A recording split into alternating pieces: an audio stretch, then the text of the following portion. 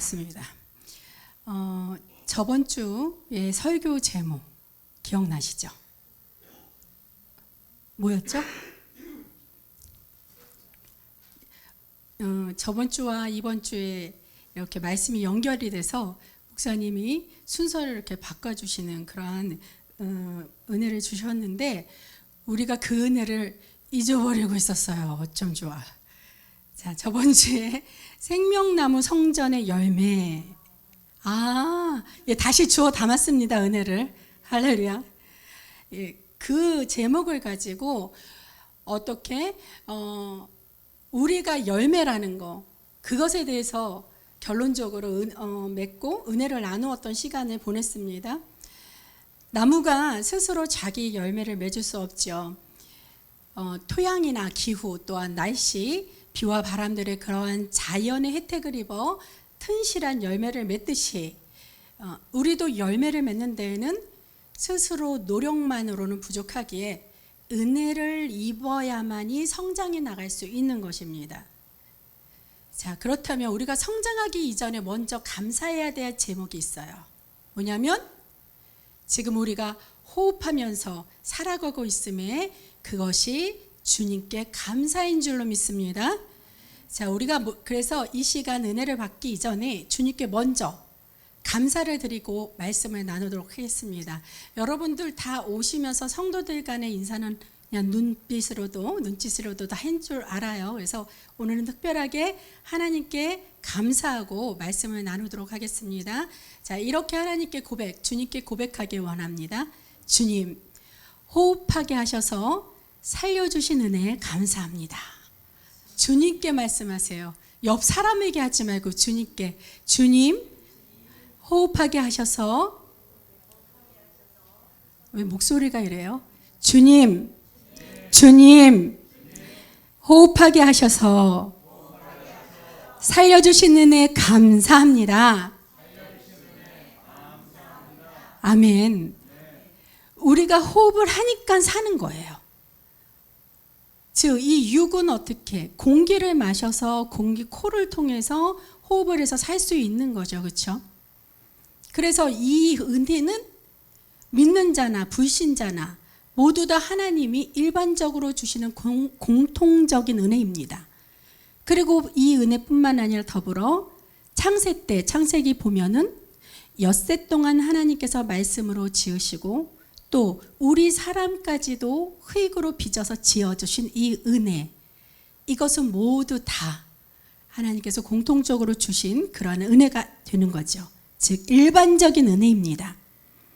그런데 특별히 저와 여러분처럼 하나님의 자녀만이 주어지는 그 특별한 은혜가 있어요.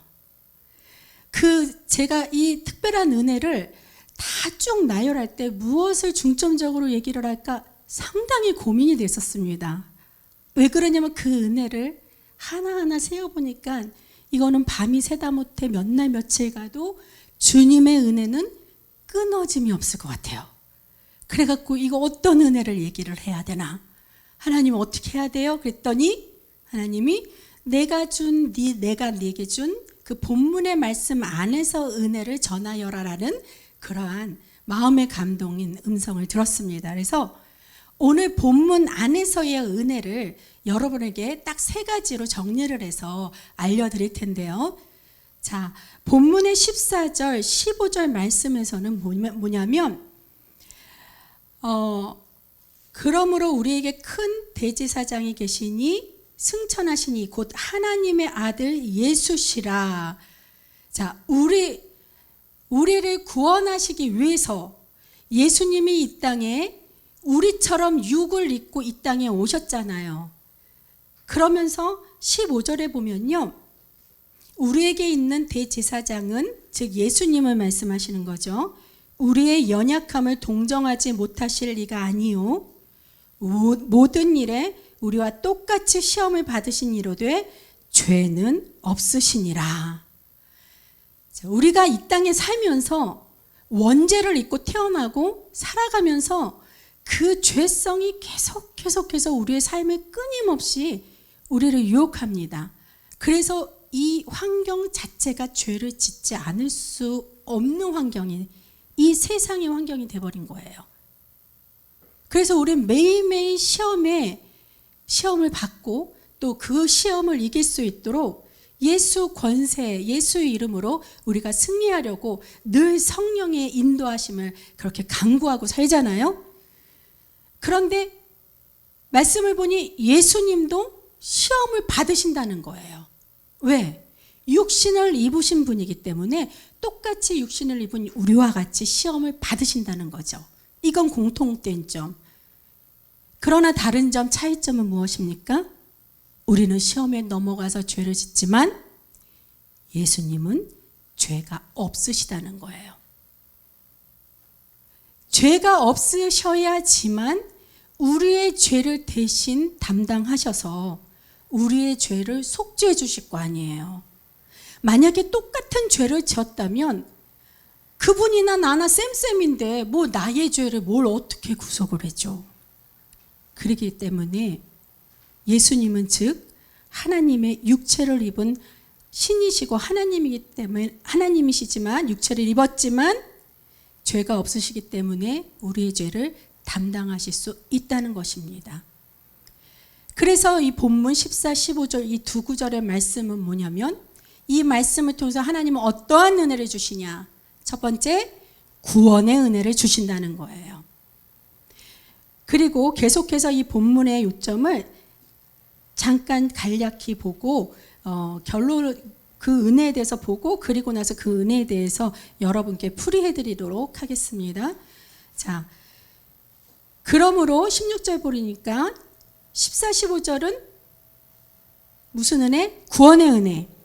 그 다음은 16절의 중간에 보니까요.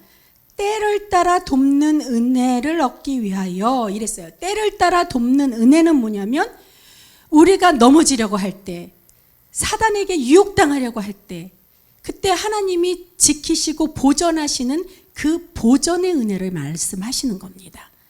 구원의 은혜를 받고 또 구원의 완성을 위해 완성까지 가기 위한 보전의 은혜. 그리고 마지막 세 번째는 그 보전함에 따라 보전의 은혜를 받으면서 우리가 예수님이 재림할 때까지 우리가 그 보전함에 따라 하늘의 들림을 받아야 되잖아요.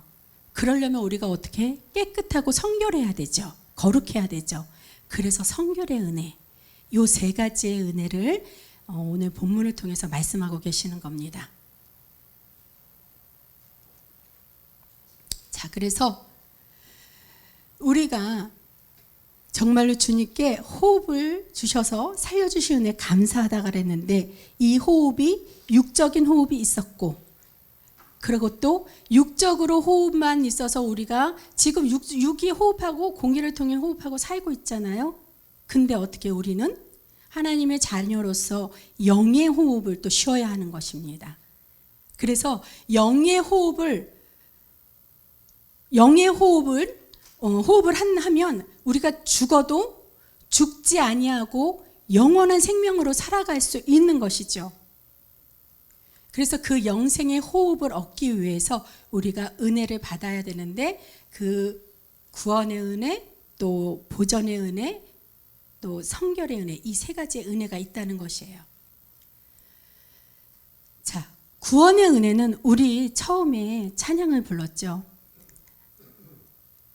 주의 보좌로 나아갈 때에 어떻게 나아가야 할까? 구원을 받으려고 우리가 나아가잖아요. 어떻게 나아간다고 합니까? 찬양에서 십자가의 보혈의 은혜로 나아간다고 합니다. 믿으시기 바랍니다. 자, 예화를 하나 말씀드릴게요. 어느 날 한 헌신적인 교인이 있었어요. 그래서 그의 육이 죽고 영은 안 죽는다 그랬죠. 그래서 천국에 딱 올라가서 천국 문이 이렇게 진주로 아주 진주와 보석으로 화려하게 장식되어 있는 그 문 앞에 딱 다다랐습니다. 그런데 그 문 앞에 표지판이 있는데요. 뭐라고 쓰여 있냐면 입장료 1,000원 이렇게 쓰여 있었어요. 근데 거기에 천국문 앞에 보니까 베드로가 있었더라고요. 아마도 베드로가 입장료를 받았는지도 몰라요. 어쨌든 그 교인은 베드로가 보였길래 그 베드로 사도한테 이렇게 물었습니다. 고민을 했어요. 왜 그러냐면 이 1,000원은 이 세상에서 아무 정말 적은 돈이지만 요즘 1,000원 아이들 용돈 줘도 받지도 않아요. 너무 잔돈푼이라고, 그렇죠? 그렇지만 우리가 갈 때 죽어서 천국을 갈 땐 이 1,000원 단 한 푼이라도 뭐 10원 한 푼이라도 들고 갈 수 있겠습니까? 그러니 이 교인이 고민을 한 거죠. 나는 지금 돈이 없는데. 그래서 베드로한테, 베드로 사도님, 저는 지금 세상에서 돈을 아무것도 가지고 오지 않았기 때문에 지금 돈이 없는데 어떻게 천국에 들어가 천국문을 열고 들어갈 수 있겠습니까? 그랬더니 베드로가 이렇게 말했어요. 자, 자네가 세상에 살 때 어떻게 했느냐에 따라 돈이 자동적으로 매겨지네. 그래서 그 소리를 듣고 이 교인이 아 그래요? 그러면서 화색이 돌았다는 거예요. 그러면서 하는 말이 그래요? 저는 40년 동안이나 교회를 다니고 그리고 지난 20년 동안은 한 번도 주일을 빠진 적이 없어요. 그리고 10년간은 매일매일 매주 주일학교 교사를 했습니다. 자신만만하게 당당하게 그렇게 얘기를 했어요. 그랬더니 베드로가 그 얘기를 듣고 베드로가 말했습니다. excellent. 훌륭해요.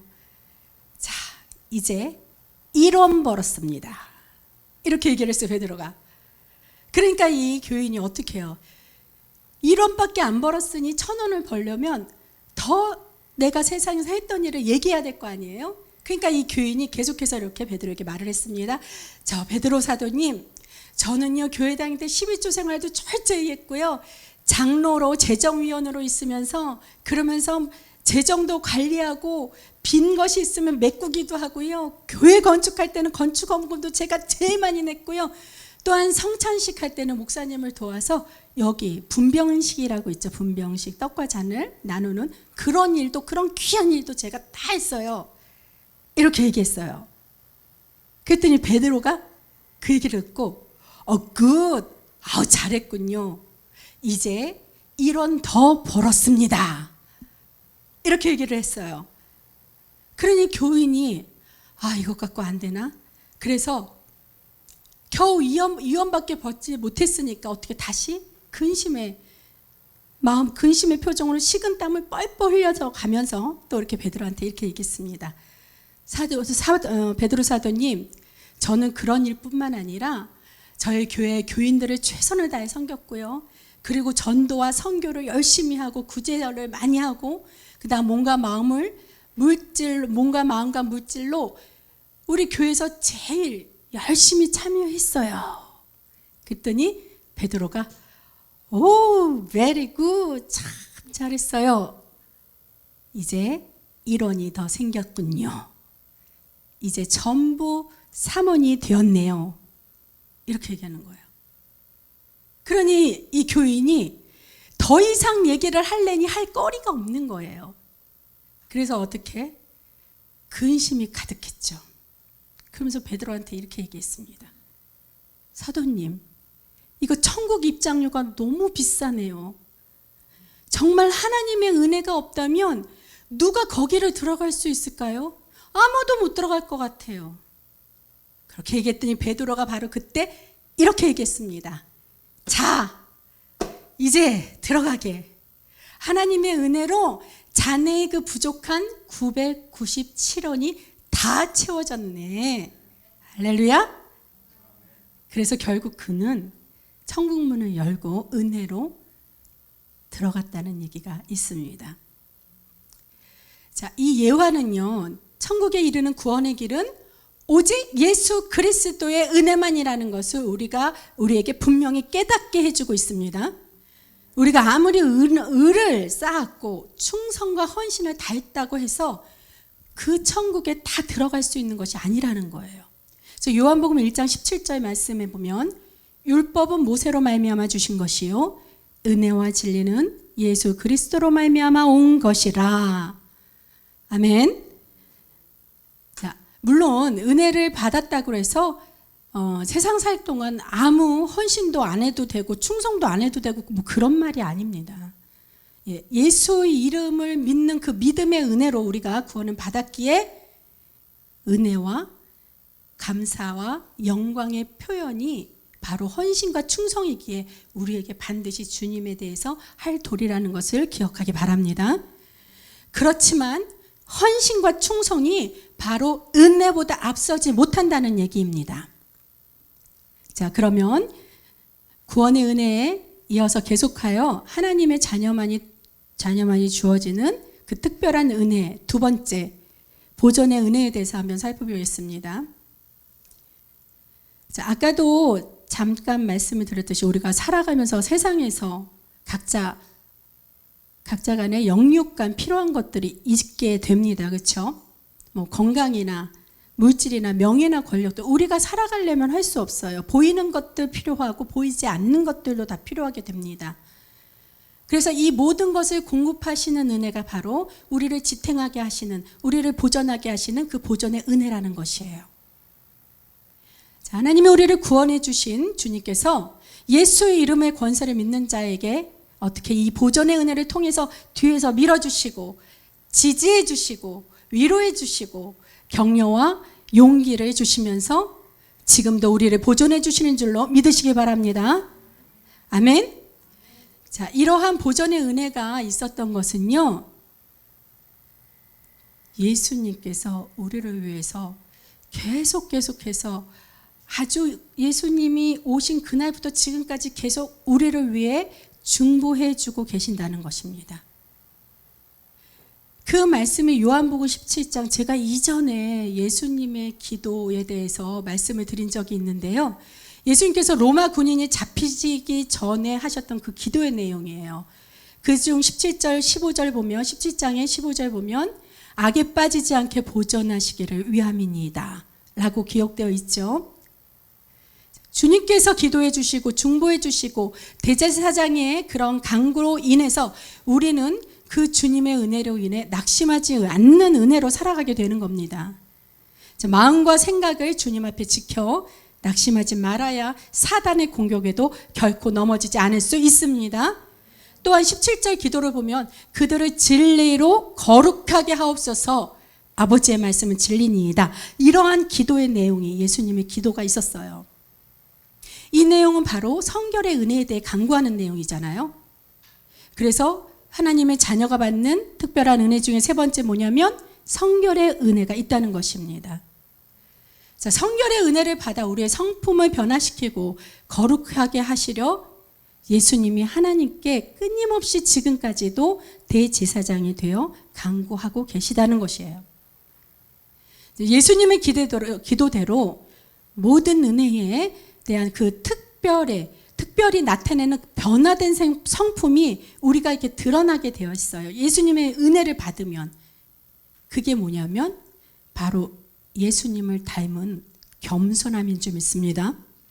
자, 이 겸손함은요, 나만 겸손해지는 게 아니라 다른 사람도 교만의 덫에 빠지지 않고 시험에 들지 않도록 하는 그런 온전한 겸손함을 얘기합니다. 자, 만약 예를 들어 볼게요.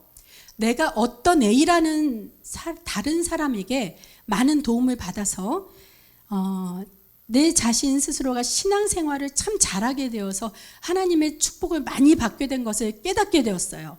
그래서 간증할 기회가 생겼다고요. 그러면은 만약 그 간증할 기회가 나라면, 내게 주어졌다면 나는 무엇을 중점적으로 이야기해야 될까요? 자, 간증이란 뭡니까? 한마디로 자랑이죠, 자랑. 자, 자랑을 해야 되는데 뭘 중점적으로 자랑을 하냔 말이에요. 자, 내가 뭐 대단한 사람이기에 뭐 이러저러한 축복을 많이 받은 것 마냥 나를 자랑하거나 그렇게 사람을 자랑해서는 안 된다는 겁니다. 자, 나의 현실과 나의 눈은 내게 도움을 준 그 사람이 내 앞에 있어요. 내게 이끌어준 사람이 매우 고맙습니다. 그래서 그 사람이 먼저 보일 수 있어요. 그러나 비록 보이지는 않지만 나를 도와주시고 나를 이끌어 주신 그 하나님의 은혜를 자랑할 때 주님께 온전히 영광을 돌릴 수 있다는 것입니다. 우리 담임 목사님 매일매일 얘기하셔요. 기도하고 안수해서 문제가 해결되고 병이 낫고 목사인 내가 하는 게 아니다. 하나님께서 내 손을 통해서, 목사의 손을 통해서 하나님이 낫게 해주신 거다. 그 말씀이 바로 이것입니다. 만약에 그 A라는 사람이 나를 이끌어 주었다고 해서 목사님이 나를 이끌어 주고 나의 문제를 해결해 주고 기도를 해줬으니 그래서 그 목사님이나 다른 사람이 나를 귀하게 여겨줄 만큼 내가 대단한 사람처럼 어필해서는 안 된다는 거예요.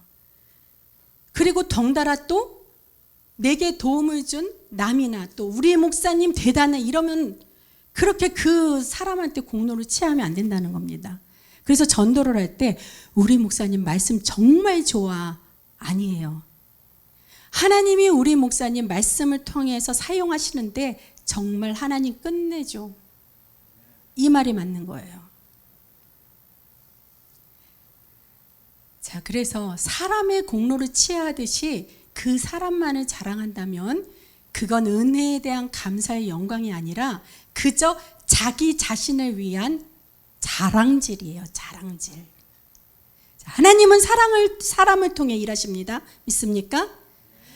예, 당시에 어떤 사람을 통해 일하시냐면 그 당시에 만약에 내가 어떠한 문제를 주님께 해결받고 싶은데 그러면 내가 그때 처한 그 현실의 상황 가운데서 내 주변에 나와 가까이 있는 사람들 그 중에서 선택하여 그 사람을 통해 주님이 일할 수밖에 없는 거예요.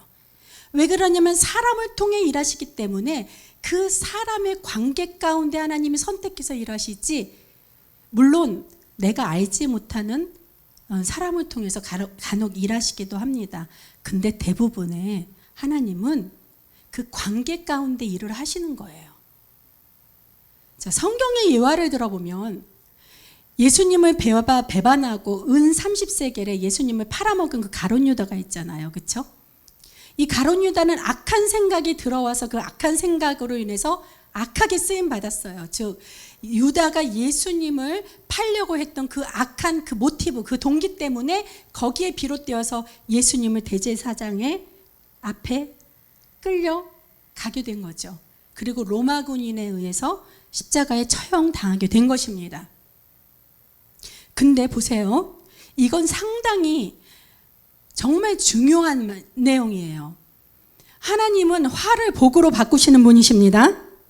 그래서 정말로 비록 그 가룟 유다가 하나님께 악한 죄를 저질렀지만 그것이 모티브가 되어서 어떻게 예수님이 잡혀갔으니 십자가에 달려 돌아가셨고 그 돌아가신 그 보혈의 피로 때문에 그로 인한 그 덕분에 우리가 구속을 받았다는 것입니다. 자, 어찌 보면 어떻게 이런 악한 가룟 유다가 이 가룟 유다 한 사람의 행동으로 인해 그 동기가 유발이 돼서 모든 인류의 구속에 은혜의 그 하나님의 계획이 이루어질 수 있을까? 참 의아하죠. 그러나 하나님은 선한 사람만 사용하시는 게 아니에요.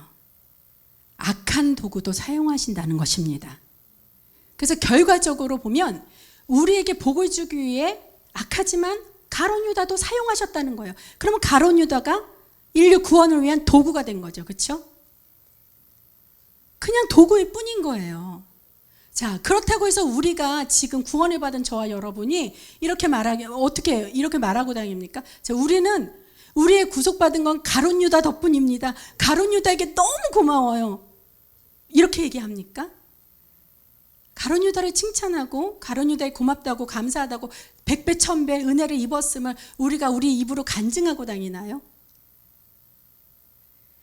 자, 자, 이때 왜 가룟 유다를 사용하였냐면 이 당시 특별히 12제자를 비롯하여 그 모든 백성에게 구원의 역사를 이루시기 위해 그 예수님 12제자 중에 그 관계를 맺었던 그 제자 중 하나였던 가룟 유다를 주님께로 도구로 쓰셨다는 겁니다. 하나님이 도구로 사용하는 사람은 반드시 다 선한 사람만 쓰시는 것이 아니라고 했죠. 그러므로 은혜의 풍성함을 더하게 하려면 하나님이 사용하시는 그 하나님이 선하게 사용하시는 하나님의 사랑과 항상 가까이 지내며 그를 통해 하나님이 일하시는 역사함을 목도하는 삶이 진리 안에서 은혜로운 삶을 사는 것인 줄로 믿습니다. 그래서 정말로 우리 더뉴스 교회 생명나무 성전에 이 맺힌 열매 있잖아요. 여러분들끼리 정말 가까이 지내세요. 그러면은 하나님께서 우리 주변의 사람들을 선한 도구로 쓰셔서 어떻게 해요? 참으로 참된 복을 하나님이 은혜의 곳간을 열어주신다는 거예요. 그러면 내게 도움을 주고 하나님이 쓰셨던 사람, 하나님에게는 도구이지만 사실 나에게는 고마운 진짜 어찌 보면 생명의 은인이 될 수도 있어요. 생명의 은혜로 내 생명을 구해줬다면 그러면 그 사람은 고마운데 그럼 그 사람의 고마움은 무시가 되는 걸까요? 인간관계에서? 아니죠. 사람을 자랑하는 바람에 하나님을 낮추게 되는 것이 아니라 하나님을 은혜로 하나님을 찬양하고 그 하나님이 그 도구로 쓰신 그 사람을 내가 그 사람에게 도움을 받았으니 그 사람에게 축복의 은혜를 달라고 주님께 기쁘게 중보하며 기도하는 것입니다. 그리고 오직 나를 부르시고 이끌어주신 분은 주님이라는 그 은혜의 고백을 통해 예수 이름만을 자랑해야 할 것입니다. 자, 이러한 겸손한 자세로 주님을 기쁘시게 한다면 은혜 위에 은혜가 더할 줄로 믿고 그리스도 예수님 이름으로 축복합니다. 자, 그렇게 주님이 계신 그 은혜의 곳간 안에서 그 깊이의 풍성함까지도 누리는 저와 여러분이 되길 축원합니다. 자, 은혜의 깊이에 대해서 이제 얘기할게요. 은혜의 깊이가 있다는 거. 여러분 저번 시간에 에스겔 47장 말씀을 가지고 그 깊이에 대해서 우리가 말씀을 나누었잖아요. 에스겔의 환상을 통해서 어떻게 그 성전의 동쪽의 문지방에서 물이 흘러서 그래서 에덴의 발원지인 그 네 근원에 물들이 뻗어나가 그 물들이 흘러 넘쳐 바다로 넘쳐서 그 바다에 생물이 다 살고 고기가 살 수 있는 그러한 이스라엘 회복에 대한 언약을 주님께서 해주셨다는 거. 그거 저번 주에 그 얘기였잖아요. 그렇죠? 예. 그래서 그 물이 흐르다는 그 물에 대한 상징이 바로 하나님의 은혜, 예수님의 은혜로 우리가 그렇게 의미를 기억하고 있었습니다. 그래서 천사가 물을 측정할 때, 척도할 때 어떻게 100척을 재었더니 천척을 계량했더니 물이 발목, 그 다음 또 천척을 더하여 계량했더니 무릎, 그 다음 천척 허리, 그 다음 천척 잠겼다고 했어요. 그러니까 은혜가 어떻게 처음에는 밑에 고여있는 물, 시냇물, 또 강물이었다가 어떻게 바다로 그렇게 넘치게 된 거였죠. 그래서 우리도 그 은혜의 바닷물에 정말로 살아있는 생물과 같이 누리면서 은혜의 바다를 헤엄치는 그러한 축복을 누리는 생명의 열매가 되기를 하나님이 약속해 주셨고 지금도 하나님이 일하시고 계시다는 것을 우리가 믿고 그렇게 은혜를 받았습니다. 아멘. 그런데 이처럼 은혜의 깊이도 이렇게 차이가 있다는 거예요. 우리가 은혜를 얼마만큼 입는가, 즉 얼마만큼 은혜를 입었는지 이게 중요한 말인데요. 스스로 깨달을 수 있는가 이겁니다. 하나님이 은혜를 주시고 내가 은혜를 입었는데 그것을 스스로 깨달을 수 있는 것이 얼마만큼 있느냐에 따라 그 은혜의 깊이가 정해지고 달라진다는 거예요.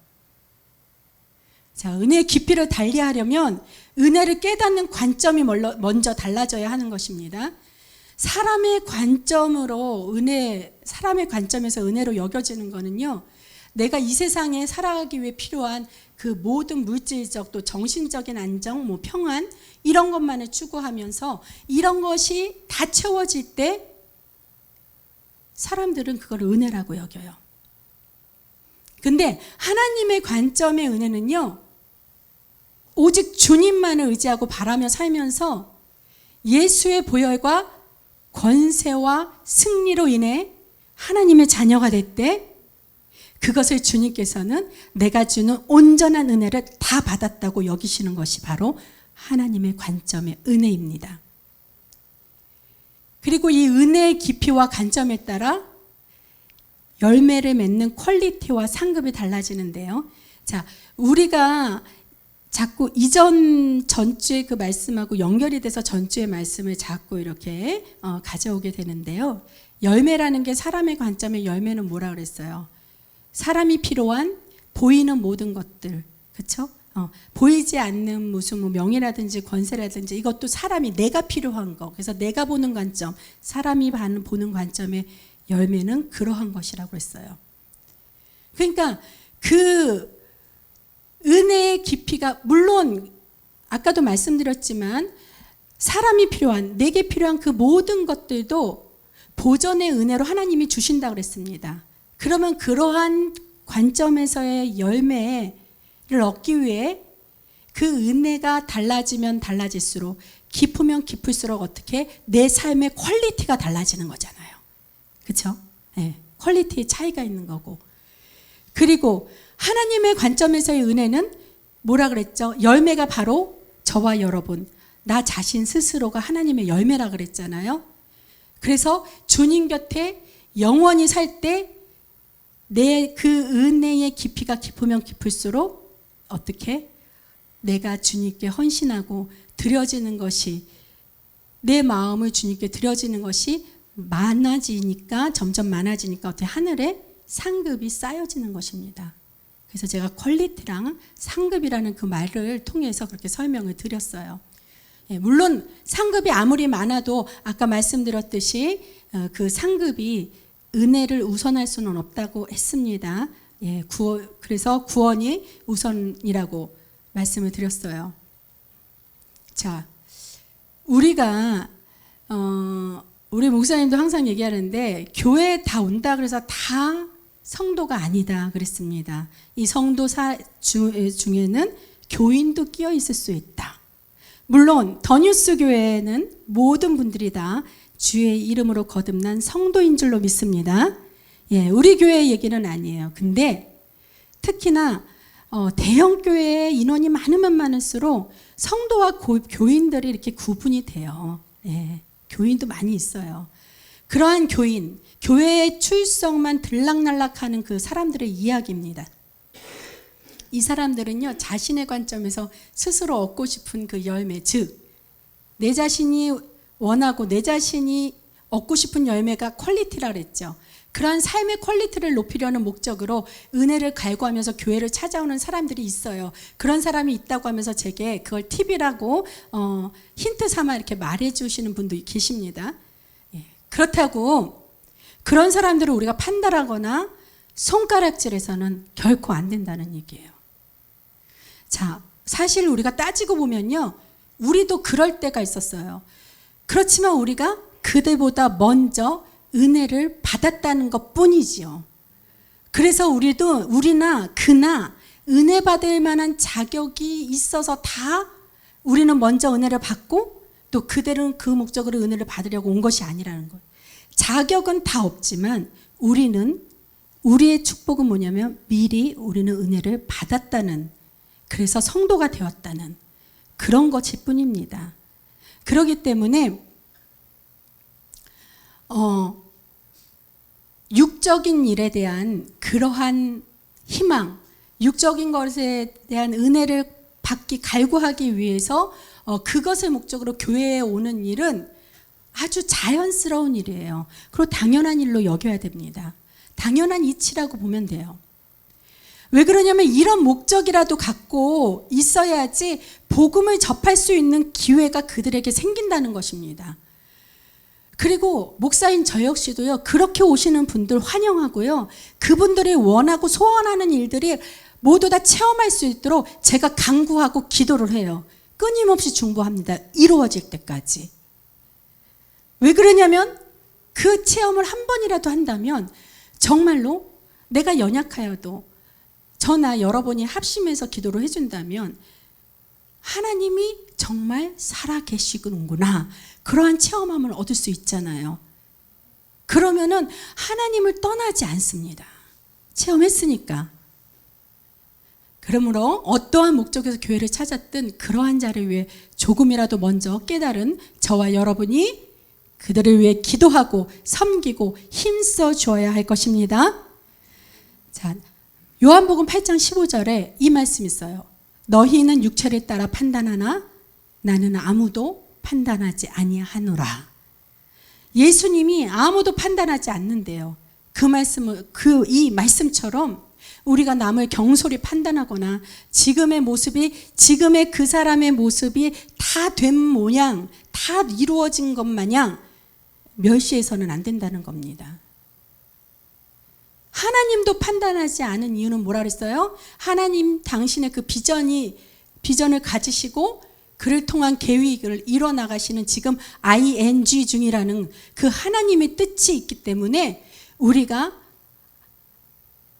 그 사람을 보는 것이 아니라 그 사람을 통해 하나님이 어떻게 역사하실까, 그 하나님의 기대를 믿고 그를 도와주고 협력해줘야 한다는 것입니다.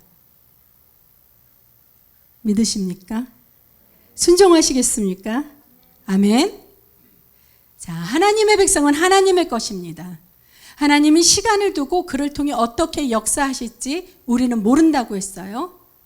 그렇기 때문에 특히나 같은 신앙 안에서 불신자도 그렇게 함부로 판단하면 안 되는데 같은 신앙 안에서 있는 자들끼리 그렇게 함부로 판단하지 않기를 권면합니다. 자, 여호와께서 말씀하시되 오라 우리가 서로 변론하자. 너희의 죄가 주홍 같을지라도 눈과 같이 희어질 것이요 진홍같이 붉을지라도 양털같이 희게 되리라. 이사야서 1장 18절 말씀입니다. 자, 우리가 이 말씀대로 이렇게 도와주고 섬겨주고 협력한다면 하나님이 기뻐하시죠.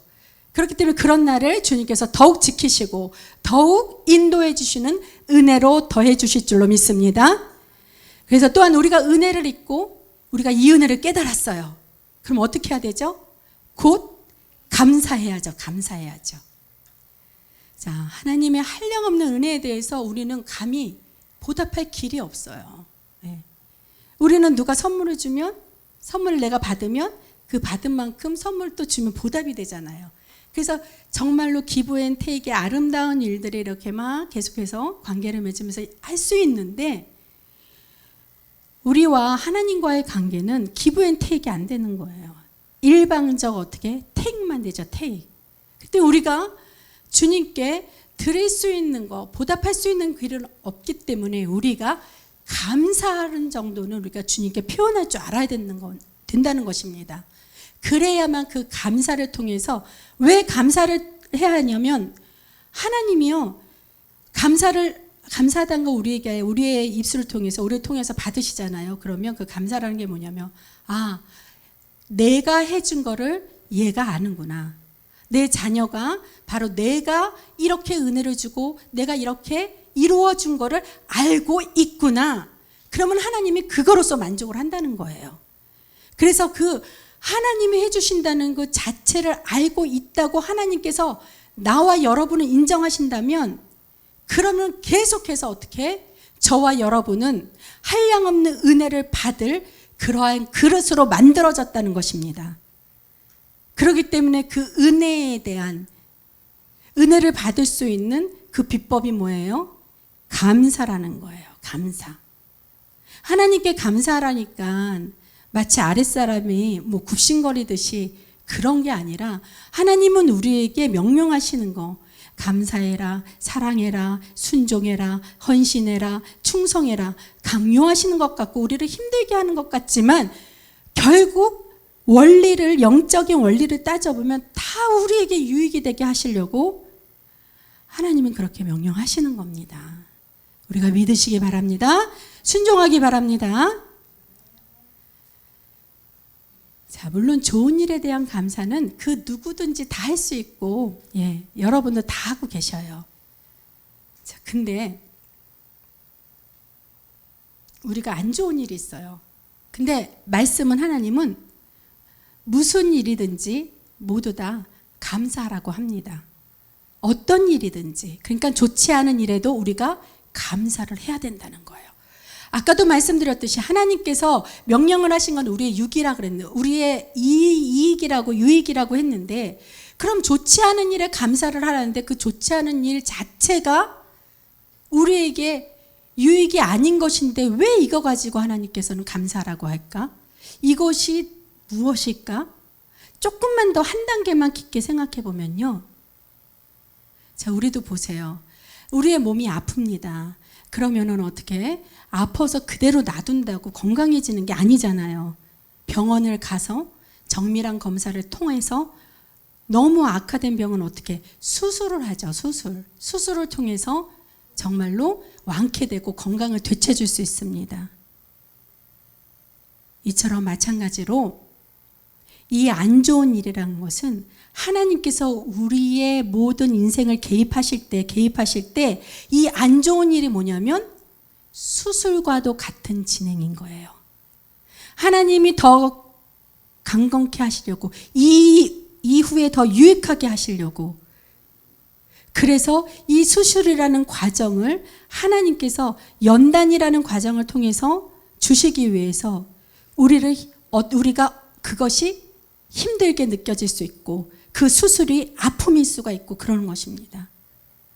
어떤 환자가 수술하는데 나 아파서 못 참아 그러고 막 링거 이거 반에 다 꽂고 병원 뛰쳐나가는 환자 봤습니까? 그냥 아파도 참잖아요. 왜? 분명히 건강할 것이다. 이러한 믿음이 있으니까. 마찬가지예요. 우리의 삶과 인생도 마찬가지입니다. 안 좋은 일이 조금 생겼다고 해서 그렇게 순간 뭐 이래? 하나님이 살아계셔? 뭐야? 하나님이 왜 나한테만 이래? 이러면서 원망하면 안 된다는 거예요. 조금만 기다려보고 조금만 앞을 내다본다면 하나님께서 내 인생을 변화시켜주고 회복시켜주고 부흥시켜주고 강건케 하시기 위한 수술의 과정으로 여겨서 미리 감사하는 저와 여러분 축복의 사람이 되게 그리스도 예수님 이름으로 축복합니다.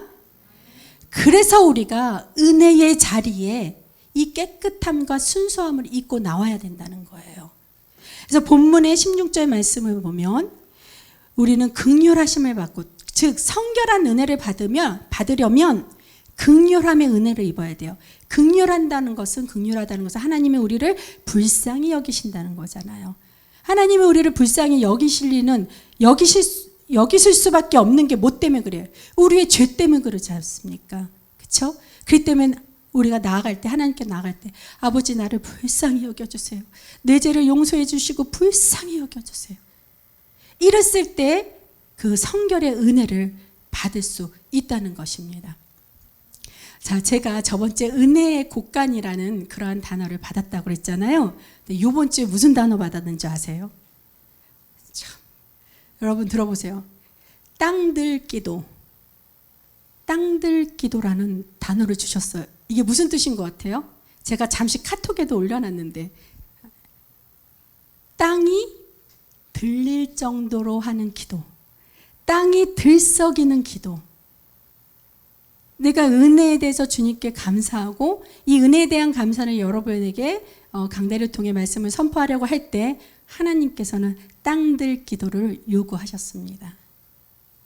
자, 땅이 들썩일 기도가, 이 기도는 어떤 것일까요? 땅이 들썩인다랄까 우리가 소리 막 지르면서 뭐 미쉽니다 막 소리 빽빽 지르면서 뭐 가뜩이나 코로나19 이 팬데믹 시대에 마스크도 못 벗고 그리고 뭐 성가대도 못하게 하고 같이 뭐 찬양도 못하게 하고 못하게 하고 이러는데 하나님께서 그 땅들 기도를 그런 의미로 요구를 하셨을까요? 자, 저도 잘 몰라서 물었습니다. 그랬더니 하나님이 요구하시는 이 땅들 기도는요, 여기 본문의 말씀 은혜의 보좌 앞에 담대히 나아가는 승리의 기도인 것입니다. 믿음의 기도인 것입니다. 감사의 기도인 것입니다. 믿으시기 바랍니다. 다시 승리의 기도, 믿음의 기도, 감사의 기도, 이 세 가지의 기도를 마음 중심으로 간절하게 간구하라는 거예요. 하나님의 마음을 움직이라는 것입니다. 그러면 땅이 들썩이고 땅이 들리는 그러한 기도로 하나님께 상달이 된다는 것입니다. 저와 여러분을 위해 이런 은혜 보좌 앞에 우리가 담대히 나아가기 위해 주님께서 미리 마련하신 터전이 있습니다. 바로 어디입니까? 은혜의 곳간, 바로 여기 더뉴스 교회의 생명나무 성전인 줄로 믿습니다. 우리 더뉴스 교회를 통해서 주님이 은혜의 곳간으로 여기 삼아주셨어요. 그래서 축복의 길로 인도해 주실 줄 믿습니다. 이 은혜의 곳간에서 저와 여러분이 부활하여서 저와 여러분이 부활돼서 내가 열매가 되어 수확이 되는 날, 그 수확되는 날이 뭐예요? 예수님이 재림하셔서 우리를 들려 올라가는 날, 그 예수님 재림의 날까지 예배와 기도와 찬양을 드리고 주님의 말씀을 따라 살길 원하며 성령님이 이끄시는 대로 순종한다면 주님은 이 은혜의 곳간을 통하여서 그 깊이를 더욱 깊게 누리게 하여 우리가 은혜의 바다에서 헤엄치게 하실 줄로 믿습니다. 자, 간증 하나 하고 말씀을 마칠까 합니다. 한 노예상이 있어요. 노예상이 있었는데 그의 관심과 목적은 비싼 값에 노예를 팔아서 돈을 버는 것이었습니다. 그러니까 사람을 팔아서 돈을 버는 일에 목적을 가졌으니 뭐 동정심이나 이런 거는 뭐 전혀, 사랑 이런 거는 그와 전혀 어울리지 않는 거였죠. 그래서 주위에서는 그를 냉혈 인간이라고 불렀다고 합니다. 그런데 정말로 하나님의 강권적인 은혜로 말미암아 그가 복음을 접하게 됐어요. 아까도 말씀드렸듯이 은혜 받을 자격이 없는데 혹시나 해서 교회 발을 딱 들였더니 하나님의 은혜를 왕창 주신 거나 마찬가지 이 노예상도 그렇게 해서 복음을 접하게 되었다는 것입니다. 그래서 이 마음속에 복음이 불일 듯해서 너무 받은 은혜가 뜨거워서 신학 공부를 하게 되었다고 합니다. 그래서 죄악된 삶을 정리하고 신학을 공부해 목사가 되었어요. 그래서 이 사람은요, 평생 자기가 그렇게 노예상, 진짜로 사람 중에 최하인 그러하게 살다가 은혜를 받고 구원함을 얻었기 때문에 목사가 되어도 그 권위로서 양복이나 그 가운 있죠, 목사 가운 이런 걸 입지 않고 그냥 노예상의 그 옷을 그저 입고 그렇게 말씀을 전했다고 합니다. 왜냐하면 이전에 과거에 정말 죽을 수밖에 없고 심판받을 수밖에 없던 내가, 노예상이었던 내가 이렇게 주님의 은혜로 복음을 전하고 이렇게 영생을 호흡을 받아 살 수 있게 된 은혜를 잊지 않기 위해서라고 합니다. 자, 이 목사의 이름이, 이 목사가 누군지 아십니까? 여러분이 오늘 찬양을 했던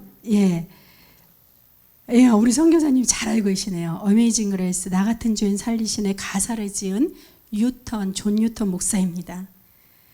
그래서 우리가 찬양을 불러봤는데 그 1절 가사에서 나 같은 죄인 살리신 주의 은혜 놀라와 잃었던 생명 찾았고 광명을 얻었네. 자, 이 목사는 노예를 팔았던 죄인이고 인신매매를 했었던 자입니다. 이런 죄인이 구원을 받고 하나님의 종이 된 다음에 이러한 고백을 했어요. 어떤 고백이냐? 나는 도저히 하나님의 은혜를 받을 자격이 없는 사람이 하나님의 은혜를 받고 구원을 받아 하나님의 종이 되었습니다. 목이 메이네요. 자, 은혜는커녕 정말 심판을 받아 마땅하고 죽을 수밖에 없는 이 죄인이 하나님의 은혜를 받고 주의 종이 되었습니다. 이 같은 말을 계속해서 반복하는 그런 고백을 했다는 것입니다. 자, 이 존 뉴턴이라는 목사만 이런 은혜를 누리고 살아야 되는 걸까요? 우리도 마찬가지라는 거예요. 하나님의 은혜를 받은 만큼 우리는 경건하지도 못했습니다. 믿음도 없고요. 충성하지도 못합니다. 과거에도 현재에도 또 때마다 일마다 이런 은혜를 잊고 살면서도 우리가 잊고 있었거나 또 알지도 못한 그 어리석은 존재들이었습니다. 주님이 우리를 지켜주신 일이 셀 수도 없이 많이 있었지만 제가 설교를 준비하면서 은혜에 대해서 어떤 걸 얘기할까 무척 고민할 정도로 많은 은혜가 있었지만 그조차도 잘 모르고 그냥 지나치며 살아갔는지도 모릅니다. 오히려 남이 받은 은혜에 대해 질투를 했어요. 쟤는 은혜 받을 만한 구석이 눈 씻고 찾아봐도 하나가 없는데 왜 쟤한테 저런 은혜가 있을까? 이렇게 시기합니다. 한마디로 배은망덕의 삶이었습니다. 그럼에도 불구하고 하나님은 우리에게 여전히 은혜를 주시는 줄로 믿습니다. 예, 저도 마찬가지예요. 저도 주님이 저를 부르셨을 때요, 제가 사실 하나님과 나와야만이 아는 그러한 가장 두려워하고 또 근심했던 그런 것이 있습니다. 여러분, 8시 정식기도 때 우리 담임 목사님께서 항상 하나님과 나만이 아는 죄를 고백합시다, 이러한 거 이렇게 올려주시잖아요. 다들 있으신 줄 압니다. 저도 마찬가지였어요. 그래서 그것으로 인해 그것을 생각할 때마다 항상 나는 자격미달이다 이러면서 나 자신을 자책하고 살았습니다. 그러나 주님의 은혜는요, 그러한 죄를 용서하시고 그 죄로 인해 그 어떤 악한 세력도 나를 엄습하지 못하고 주님께서 반드시 지켜주시겠나라고 약속해 주셨습니다. 그래서 그 합당한 부르심으로 강권적으로 저를 부르셨기 때문에 그제서야 제가 살 길은 이 목회의 길밖에 없음을 깨닫고 순종하게 된 것입니다. 저뿐만 아니라 여기 계신 여러분도 이런 은혜를 입었기에 부르심에 따라 귀 기울여 듣고 이 예배의 자리로 온 것이라 믿습니다. 예배의 자리는 이 은혜의 곳간을 통해 축복을 미리 예비하시고 그 곳간문을 열어 하나님의 자녀인 저와 여러분에게 특별한 은혜를 주시려는 그 계획인 줄로 믿고 순종하기 바랍니다. 은혜의 주님을 믿는 믿음의 생각과 마음에 지켜 주님의 부르심에 계속 오늘처럼 순종하기 바랍니다. 순종은 겸손입니다. 이 하나님의 은혜의 선물은요, 우리가 보기에는 이게 여러 층으로 된 선반이 계속 높이 올라가 있어서 켜켜이 위로 쌓여 있어서 내 키가 높아져야만 그 여러 층의 것을 누릴 수 있는 거, 그렇게 생각할 수 있는데요, 아닙니다. 오해하지 않기 바랍니다.